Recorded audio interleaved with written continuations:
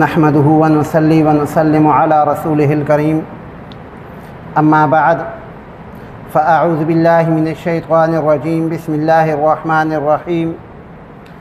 ظهر الفساد في البر والبحر بما كسبت أيدي الناس صدق الله العظيم اللهم صل على محمد وعلى آل محمد كما صليت على إبراهيم وعلى آل إبراهيم إنك حميد مجيد اللهم بارك على محمد وعلى آل محمد كما باركت على إبراهيم وعلى آل إبراهيم إنك حميد مجيد۔ انتہائی معزز سامعین اکرام، قرآن مجید کی آیت آپ لوگوں کے سامنے تلاوت فرمائی ہے۔ ترجمہ اس آیت کا یہ ہے،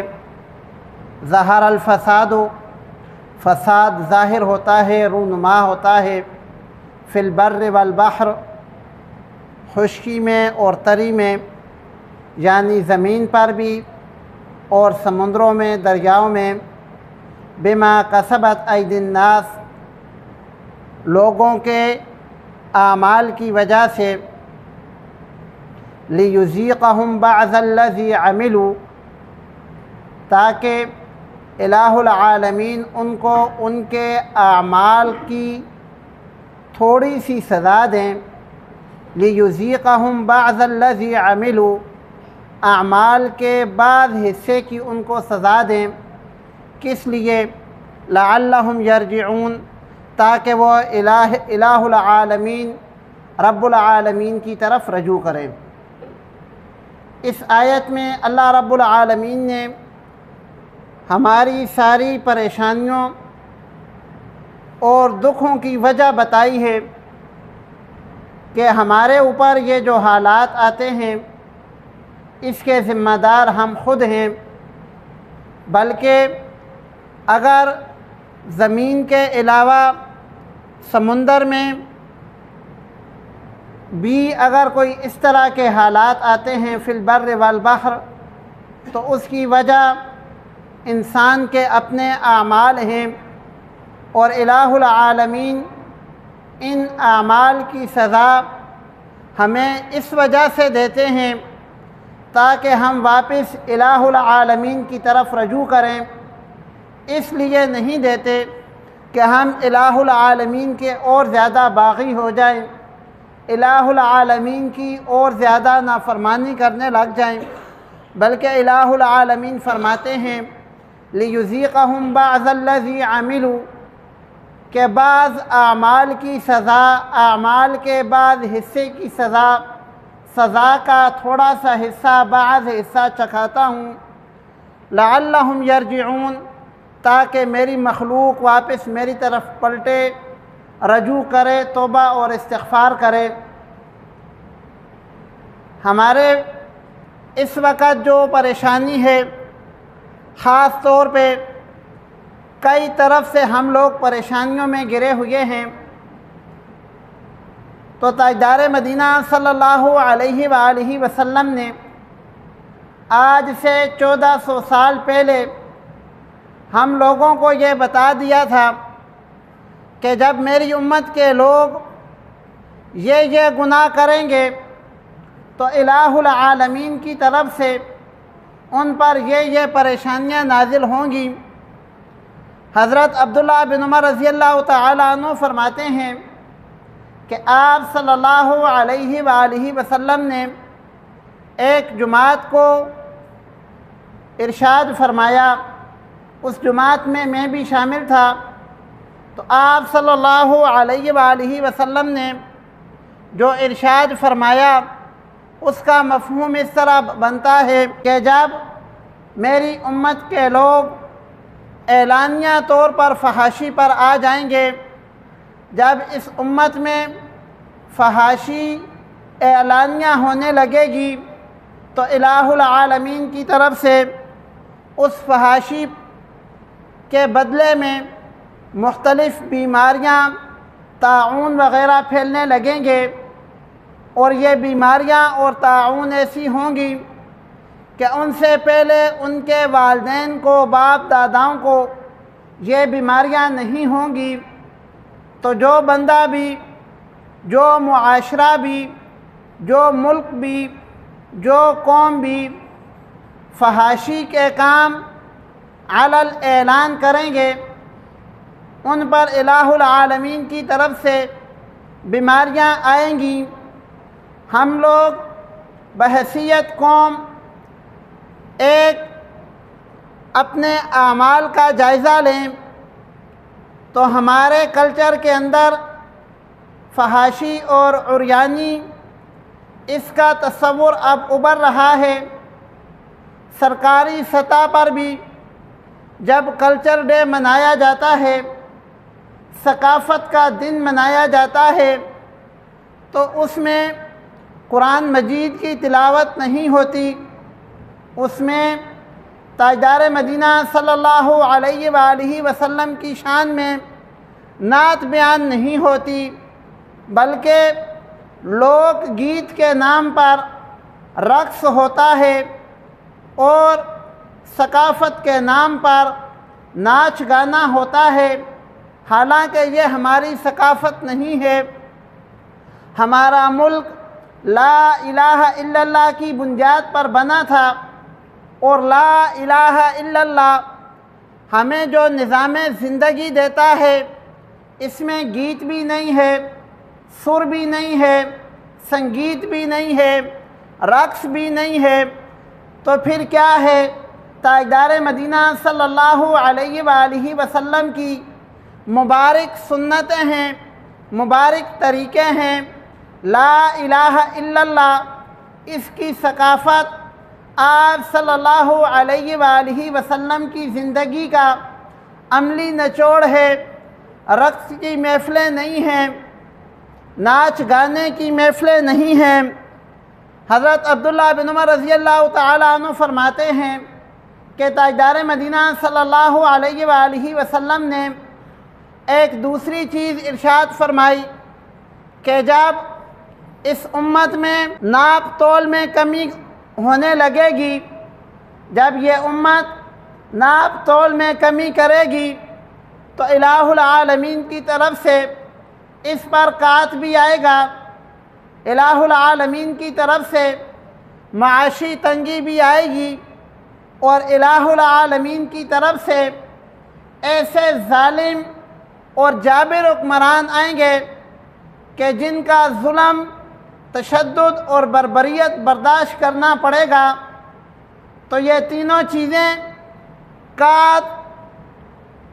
معاشی تنگی، ظالم حکمران کس وجہ سے آتے ہیں؟ عبداللہ بن عمر رضی اللہ تعالی عنہ نے تاجدار مدینہ صلی اللہ علیہ وآلہ وسلم کی تعلیمات نقل فرمائی ہیں کہ یہ چیزیں ناپ تول میں کمی کی وجہ سے آتی ہیں۔ آج بحیثیت معاشرہ، بحیثیت ایک قوم، ہم اپنے گریبان میں جھانک کر دیکھیں کہ کیا ہمارے اندر یہ گناہ پایا جا رہا ہے کہ نہیں۔ قرآن مجید کی آیت ہے وَيْلٌ لِّلْمُطَفِّفِينَ الَّذِينَ إِذَا اكْتَالُوا عَلَى النَّاسِ يَسْتَوْفُونَ وَإِذَا قَالُوهُمْ أَوْ وَّزَنُوهُمْ يُخْسِرُونَ أَلَا يَظُنُّ أُولَٰئِكَ أَنَّهُمْ مَبْعُوثُونَ کہ ہلاکت ہو ناپ تول میں کمی کرنے والوں کے لیے کہ جب وہ کسی کو کوئی سامان دیتے ہیں، کوئی چیز دیتے ہیں تو اس میں تو کمی کرتے ہیں، لیکن جب کسی سے کوئی چیز لینی ہو تو پوری پوری لیتے ہیں۔ الہ العالمین فرماتے ہیں کہ وَإِذَا قَالُوهُمْ أَوْ وَّزَنُوهُمْ يُخْسِرُونَ أَلَا يَظُنُّ تو کیا یہ لوگ یہ گمان کیے بیٹھے ہیں أُولَٰئِكَ أَنَّهُمْ مَبْعُوثُونَ تو ان کو اس چیز کا ڈر نہیں ہے کہ الہ العالمین نے قیامت کا دن بھی رکھا ہے۔ آج اگر گاہک کے ساتھ یہ سوچ کر دغا بازی کر لیں گے کہ اس نے واپس کب آنا ہے، واپس آئے گا بھی تو ہم چیز واپس نہیں کریں گے، یہ سوچ رکھنے والے قیامت کو کیوں بھول جاتے ہیں؟ اور آپ صلی اللہ علیہ وآلہ وسلم کا ارشاد ہے من غشنا فلیس منا۔ تو دوسری چیز ناپ تول میں کمی ہے۔ تیسرا گناہ حضرت عبداللہ بن عمر رضی اللہ تعالی عنہ نے جو ذکر فرمایا، وہ فرماتے ہیں کہ جب اس قوم کے لوگ، اس قوم کا امیر طبقہ زکوٰۃ دینا چھوڑ دے گا، الہ العالمین کی طرف سے ان پر عذاب یہ آئے گا کہ الہ العالمین آسمان سے بارش برسانا روک دیں گے، اور اگر زمین پر چرند پرند یہ مخلوقات نہ ہوتی تو الہ العالمین بارش کا ایک قطرہ بھی زمین پر نہ برساتے۔ آج ہم میں سے اکثر لوگ جو صاحب نصاب ہیں، زکوٰۃ دینے کے اہل ہیں، ان پر زکوٰۃ فرض ہے۔ اپنے گریبان میں جھانک کر ہر بندہ دیکھے کہ جس طرح وہ دنیا کے باقی معاملات کی باریکی سے چھان بین کرتا ہے، کبھی اپنے اموال کی چھان بین کی ہے کہ واقعی ہی میرے اوپر زکوٰۃ آتی ہے کہ نہیں آتی؟ پھر اگر زکوٰۃ آتی ہے، الہ العالمین نے مال اور دولت کی فراوانی عطا فرمائی ہے، تو ایک تو اس کے ذمے زکوٰۃ ہے، دوسری چیز کیا ہے میرے بھائیوں؟ زکوٰۃ کو اس کے مستحق تک پہنچانا، اس بات کی پہلے تحقیق کرنا کہ جس بندے کو زکوٰۃ دے رہے ہو وہ زکوٰۃ کا مستحق ہے کہ نہیں، اس کی تحقیق کرنا یہ زکوٰۃ دینے والے کے ذمے ہے۔ اگر زکوٰۃ دینے والا آدمی بغیر تحقیق کے زکوٰۃ دے دے گا اور جس بندے کو دے گا وہ زکوٰۃ کا مستحق نہیں ہوا، تو یاد رکھو اس کا فرض ادا نہیں ہوگا۔ جس الہ العالمین نے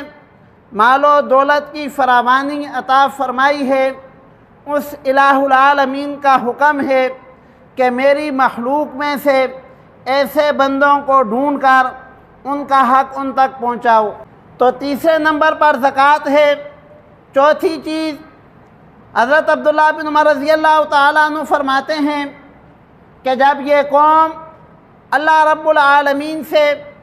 اور تاجدار مدینہ صلی اللہ علیہ وآلہ وسلم سے اپنے کیے ہوئے وعدے بھول جائے گی، ان وعدوں کو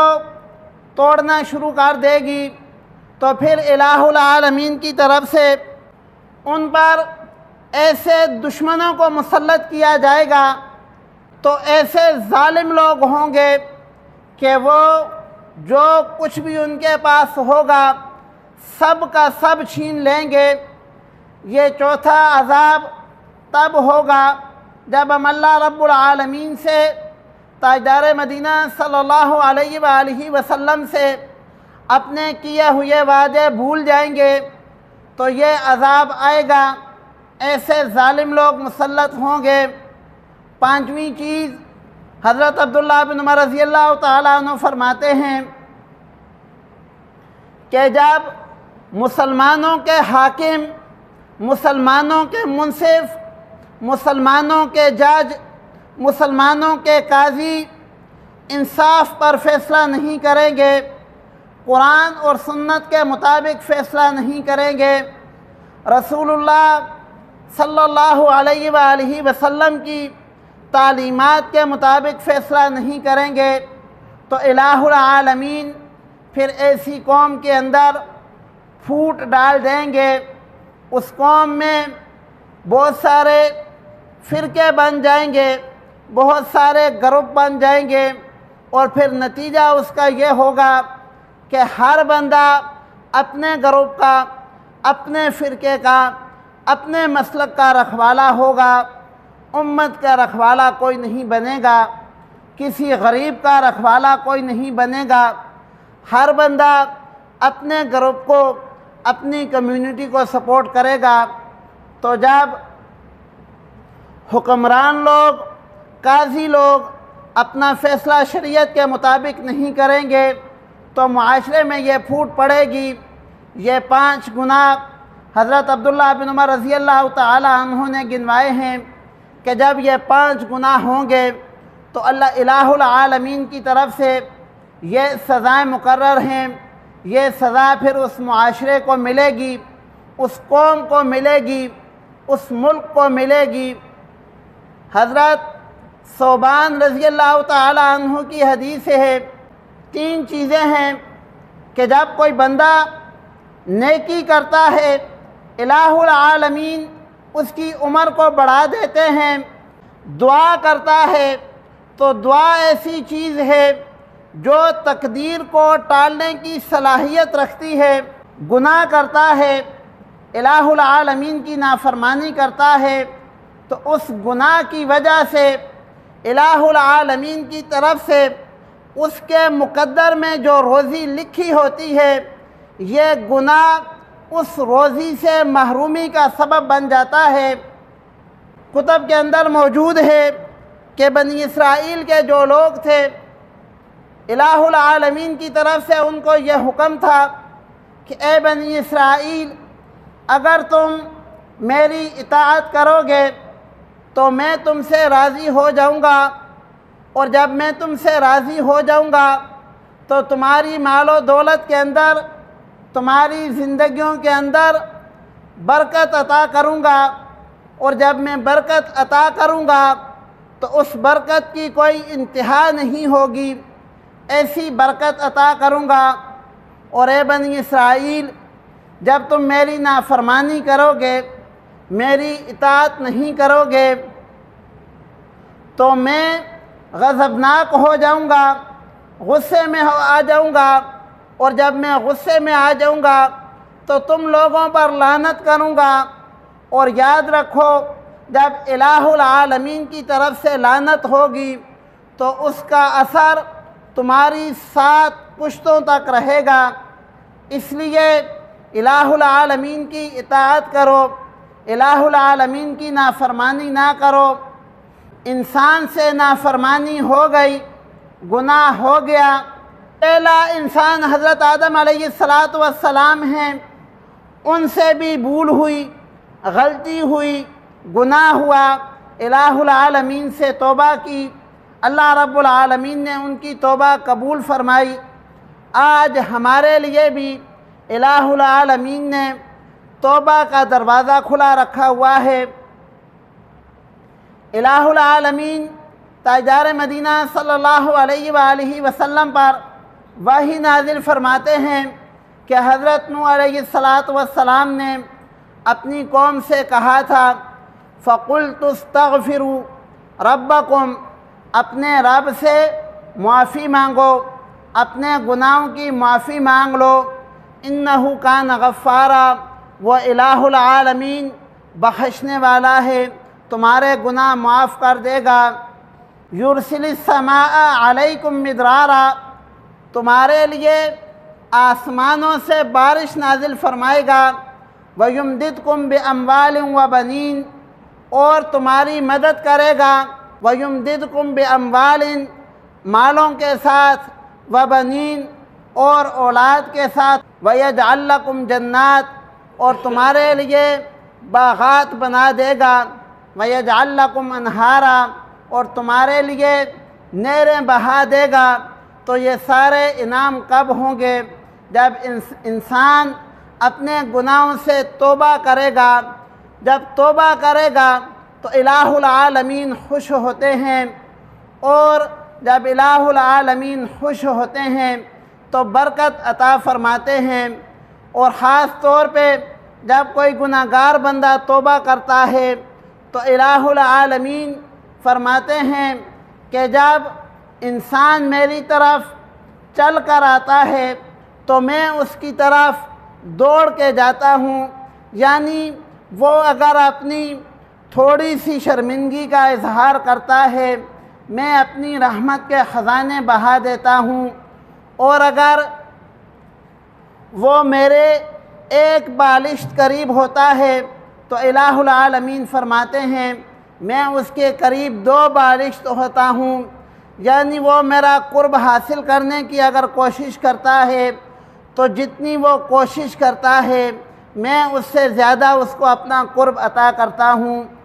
اللہ رب العالمین فرماتے ہیں یا ایھا الذین آمنوا توبوا الی اللہ توبۃ نصوحا، اے ایمان والو الہ العالمین کی بارگاہ میں سچی اور پکی توبہ کر لو۔ توبہ کے اندر 3 چیزیں ہیں۔ پہلے نمبر پر یہ ہے کہ انسان نے جو گناہ کیا ہے، انسان کا دل شرمندہ ہو کہ جس الہ العالمین نے مجھے اتنی نعمتیں عطا فرمائی ہیں، میں نے اس کی نافرمانی کی، یہ انسان کا دل اس بات پہ شرمندہ ہو۔ دوسری چیز، پکا ارادہ کرے کہ دوبارہ یہ گناہ نہیں کروں گا، دوبارہ الہ العالمین کی نافرمانی نہیں کروں گا۔ اور تیسری چیز، الہ العالمین سے زبان سے کہے کہ اے میرے اللہ، مجھ سے گناہ ہو گیا، غلطی ہو گئی، میں نے تیری نافرمانی کر دی، الہ العالمین مجھے معاف فرما۔ جب انسان معافی مانگتا ہے تو الہ العالمین کی رحمتیں متوجہ ہوتی ہیں، اور الہ العالمین انسان کے حق میں فیصلے فرماتا ہے۔ اس لیے میرے بھائیوں، جو میں نے آپ کے سامنے آیت تلاوت کی تھی کہ زمین کے اندر، سمندر کے اندر، بحر و بر کے اندر جتنا بھی فساد ہوتا ہے، اس کی صرف ایک وجہ انسان کے اعمال ہیں۔ انسان اگر اپنے اعمال سے توبہ کر لے، الہ العالمین اپنی قدرت کا سارا انتظام انسان کے حق میں جاری فرما دیں گے، اور اس دنیا کے اندر الہ العالمین انسان کو بہت ساری نعمتوں سے اور رحمتوں سے نوازیں گے۔ اللہ رب العالمین ہم سب کو اپنے گناہوں سے توبہ کرنے کی توفیق عطا فرمائے۔